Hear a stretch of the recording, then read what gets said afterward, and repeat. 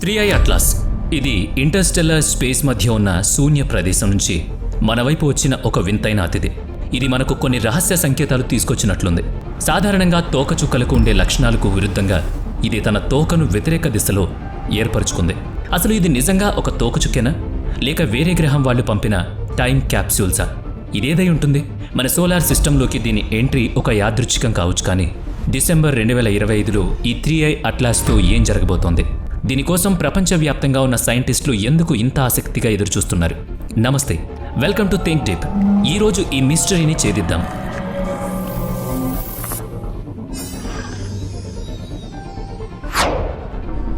కథ జూలై 2025 ఒక చల్లటి రాత్రి మొదలైంది. హవాయి, చిలీ మరియు సౌత్ ఆఫ్రికాలో ఉన్న భారీ టెలిస్కోప్ నెట్వర్క్ తమ పనిలో బిజీగా ఉన్నాయి. ఈ నెట్వర్క్ పేరు అట్లాస్. దీని ముఖ్య ఉద్దేశం ఆకాశాన్ని స్కాన్ చేస్తూ భూమి వైపు దూసుకొచ్చే ప్రమాదకరమైన ఆస్ట్రాయిడ్లను గుర్తించడం. ఆ రాత్రి అట్లాస్ స్పేస్లో తేలికగా తిరుగుతున్న ఒక చిన్న కదిలే చుక్కను గుర్తించింది. మొదట్లో ఇది ఒక సాధారణ రాయి అనుకున్నారు, కానీ ఎప్పుడైతే దాని వేగాన్ని లెక్కించారో సైంటిస్టుల మతిపోయింది. ఎందుకంటే ఆ స్పీడ్ సాధారణమైంది కాదు. మన సోలార్ సిస్టమ్ రూల్ ఏంటంటే సూర్యుడికి ఎంత దగ్గరగా ఉంటే ఆ గ్రహం లేదా ఆబ్జెక్ట్ అంత వేగంగా తిరుగుతుంది.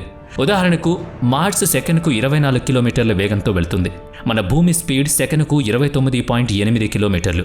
సూర్యుడికి బాగా దగ్గరగా ఉన్న మెర్క్యూరీ స్పీడ్ అన్నిటికంటే ఎక్కువ, సుమారుగా 47.9 కిలోమీటర్లు. అసలు ట్విస్ట్ ఉంది. ఆ సమయంలో ఈ ఆబ్జెక్ట్ మన సోలార్ సిస్టమ్ చివరన ఉన్న జూపిటర్ గ్రహం దగ్గర ఉంది. అక్కడ దీని స్పీడ్ తక్కువ ఉండాలి, కానీ ఇది మెర్క్యూరీ కంటే కూడా వేగంగా వెళుతోంది. ఆ విపరీతమైన వేగం ఒక సాక్ష్యం ఈ రాయి మన సోలార్ సిస్టమ్కు చెందింది కాదు అని. ఇది ఎక్కడో దూరంగా ఉన్న వేరే నక్షత్ర మండలం, అదే ఇంటర్స్టెల్లార్ స్పేస్ నుంచి వచ్చింది. ఎప్పుడైతే దీని వేగం మన సోలార్ సిస్టమ్ లిమిట్స్ దాటిపోయిందో నాసా దీనికి ఒక ప్రత్యేకమైన హోదా ఇచ్చింది. అదే ఇంటర్స్టెల్లార్ ఆబ్జెక్ట్.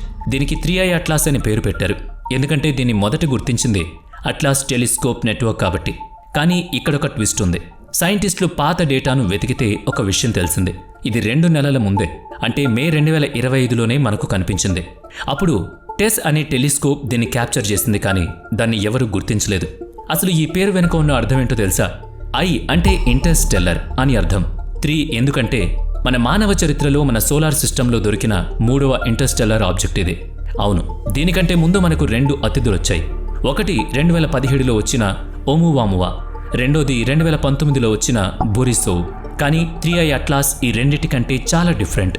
ఓమువామువా కేవలం 400 మీటర్లు, బోరిసోవ్ కోర్ 1000 మీటర్లు ఉంటే 3i అట్లాస్ మాత్రం ఏకంగా 5.6 కిలోమీటర్ల వెడల్పు ఉంది.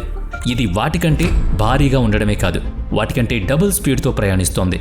సైజ్, స్పీడ్ పక్కన పెడితే ఇది వచ్చిన దారి సైంటిస్టులను పిచ్చెక్కిస్తోంది. సాధారణంగా మన గ్రహాలన్నీ సూర్యుడి చుట్టూ ఒక ప్లేట్ లేదా డిస్క్ ఆకారంలో తిరుగుతాయి. పాత 2 ఆబ్జెక్ట్స్ ఈ డిస్క్ పై నుంచి లోపలికొచ్చాయి. కానీ 3i అట్లాస్ మాత్రం మన సోలార్ సిస్టమ్ డిస్క్ లెవెల్లోనే సైడ్ నుంచి స్ట్రైట్గా దూసుకొచ్చింది. ఇది ఎంత పర్ఫెక్ట్గా ఉందంటే ఒక బాణం గురి చూసి కొట్టినట్లుంది.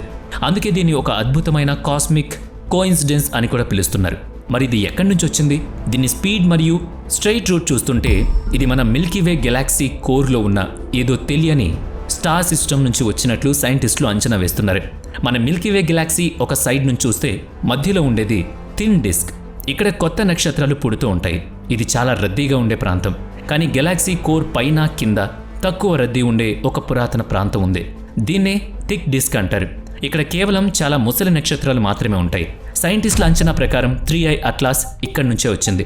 దీని వయసు వింటే షాక్ అవుతారు. ఇది సుమారుగా 760 కోట్ల సంవత్సరాల పురాతనమైంది.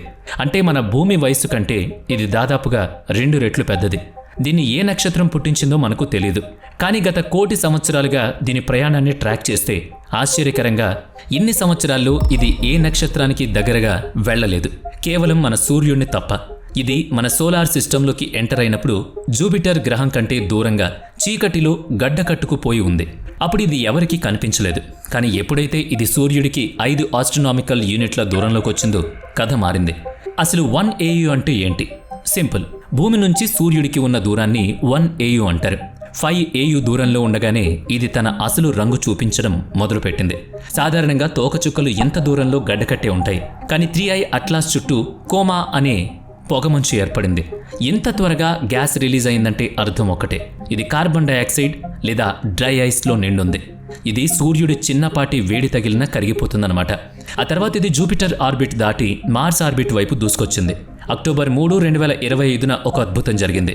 ఇది మార్స్ గ్రహానికి అత్యంత దగ్గరగా వెళ్ళింది. ఆ సమయంలో మార్స్ మీద ఉన్న నాసా రోవర్లు ఆకాశంలో క్యాప్సూల్స్ లాంటి ఆబ్జెక్ట్ను ఫోటో తీశాయి. ఇది చరిత్రలో నిలిచిపోయే ఫోటో. చివరిగా అక్టోబర్ 29, 2025న ఇది సూర్యుడికి అత్యంత సమీపంలోకి చేరుకుంది. సైంటిస్టులు ఈ సమయం కోసమే ఎంతగానో ఎదురుచూశారు. ఎందుకంటే సూర్యుడికి దగ్గరగా వెళ్ళినప్పుడు విపరీతమైన వేడికి దీని రహస్యాలన్నీ బయటపడతాయని వాళ్ళ ఆశ. కానీ దురదృష్టం కొద్దీ అక్టోబర్ 29న అది సూర్యుడికి దగ్గరగా వెళ్ళింది. కానీ మన భూమికి సూర్యుడికి అవతలి వైపు చాలా దూరం నుంచి వెళ్ళింది. సూర్యుడి నుంచి వచ్చే భయంకరమైన వెలుగులు మరియు ఫ్లేస్, దాన్ని పిక్ యాక్టివిటీని మన టెలిస్కోప్ చూడలేకపోయింది. అది సూర్యుడి వెనుక దాక్కోకముందే సైంటిస్టులకు ఒక వింత విషయం అర్థమైంది.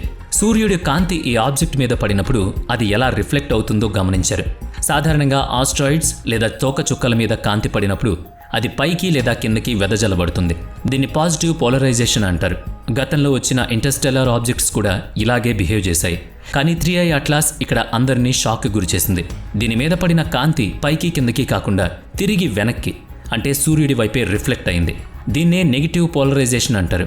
ఇది చిన్న విషయం కాదు. స్పేస్ హిస్టరీలో ఇప్పటివరకు ఏ ఆబ్జెక్ట్ కూడా ఇంత ఎక్స్ట్రీమ్ నెగిటివ్ పోలరైజేషన్ చూపించలేదు. ఇది ఒక పెద్ద మిస్టరీ. ఇక రెండో విషయం మనకు ముందే తెలుసు. ఇది జూపిటర్ దగ్గరే గ్యాస్ రిలీజ్ చేసిందని, అందులో డ్రై ఐస్ ఉందని. అయితే ఆ గ్యాస్ మేఘంలో సైంటిస్టులు నికెల్ రేణువులను గుర్తించారు. మామూలుగా స్పేస్ రాళ్లలో నికెల్ ఎక్కడ ఉంటే అక్కడ ఐరన్ కూడా ఖచ్చితంగా ఉండాలి. అందుకే ఈ రాళ్లు చనిపోయిన నక్షత్రాల నుంచి పుడతాయి. ఆ నక్షత్రాల కోర్లో నికెల్ మరియు ఐరన్ ఎప్పుడూ జంటగానే ఉంటాయి. కానీ 3I అట్లాస్ ఇక్కడ కూడా ఒక ట్విస్ట్ ఇచ్చింది. ఇది సూర్యుడికి మరింత దగ్గరగా రాగానే అకస్మాత్తుగా దాని కోమాలో ఐరన్ కనిపించడం మొదలైంది. మొదట లేకపోవడం, తర్వాత రావడం. ఈ వింత ప్రవర్తన ఏం చెప్తుందంటే ఇది మనకు తెలియని ఒక విచిత్రమైన నక్షత్ర మండలం నుంచి వచ్చింది. దాని తయారీ మన సోలార్ సిస్టమ్స్ రూల్స్కి పూర్తిగా విభిన్నంగా విరుద్ధంగా ఉంది. ఇదొక్కటే కాదు, నాసా సైంటిస్టులను ఆశ్చర్యపరిచిన మరో విషయం కూడా ఉంది. సాధారణంగా ఏదైనా తోకచుక్కలు సోలార్ సిస్టంలోకి వచ్చినప్పుడు సూర్యుడి వేడి గాలి వల్ల దాని తోక వెనక్కి, అంటే సూర్యుడికి వ్యతిరేక దశలో ఉంటుంది. కానీ 3I అట్లాస్ ఎంటర్ అయినప్పుడు విచిత్రంగా దాని తోక సూర్యుడి వైపు, అంటే అది ముందుకు వెళ్లే దిశలోనే ఏర్పడింది. దీన్ని సింపుల్గా చెప్పాలంటే బైక్ మీద మీరు వెళుతున్నప్పుడు గాలికి మీ జుట్టు వెనక్కి వెళుతుంది. కానీ ఊహించుకోండి, ఒక్కసారి జుట్టు మీ బైక్ ఏ దశలో అయితే వెళుతుందో అదే దశలో ముందుకు చొచ్చుకొస్తే ఎలా ఉంటుంది? 3I అట్లాస్ విషయంలో కూడా అదే జరిగింది. అయితే సూర్యుడికి మరీ దగ్గరగా వచ్చాక దాని తోక మళ్ళీ నార్మల్గా వెనక్కి వెళ్ళిపోయింది. కానీ మొదట అలా ఎందుకు జరిగిందో ఇప్పటికీ రీసెర్చ్ జరుగుతోంది. ఇప్పుడు లేటెస్ట్ అప్డేట్ ఏంటంటే సూర్యుడి వెనక నుంచి బయటకు వచ్చిన ఈ అతిథి వేగంగా మన సోలార్ సిస్టమ్ దాటి వెళ్ళిపోతోంది. కానీ వెళ్లేటప్పుడు మనం చూడాల్సిన 2 క్లైమాక్స్ సీన్స్ ఇంకా ఉన్నాయి. అది ఒకటి డిసెంబర్ 2025. ఇది మన భూమికి దగ్గరగా ఉన్న పాయింట్ నుంచి పాస్ అవుతుంది. సూర్యుడి వేడి వల్ల దాని ఆకారం ఏమైనా మారిందా లేదా కరిగిపోయిందా అని సైంటిస్టులు ఆసక్తిగా గమనించబోతున్నారు. ఇక రెండవది మార్చి 16, 2026. ఇది చివరిసారిగా జూపిటర్ గ్రహం దగ్గరగా వెళుతుంది. ఆ సమయంలో జూపిటర్ చుట్టూ తిరుగుతున్న నాసా వారి జూనో ప్రోబ్ దీని చివరి ఫోటో తీయడానికి ట్రై చేస్తుంది. ఎందుకంటే ఆ తర్వాత 3I అట్లాస్ అనంతమైన విశ్వంలోకి ఎప్పటికీ తిరిగిరాని ప్రయాణం చేసి మనకు దూరం అవుతుంది. ఈ కాస్మిక్ మిస్టరీ మీకు కూడా నచ్చితే ఈ వీడియోని లైక్ చేయండి, షేర్ చేయండి. ఏమైనా డౌట్స్ ఉంటే తప్పకుండా మన ఛానల్లో కామెంట్ చేయండి.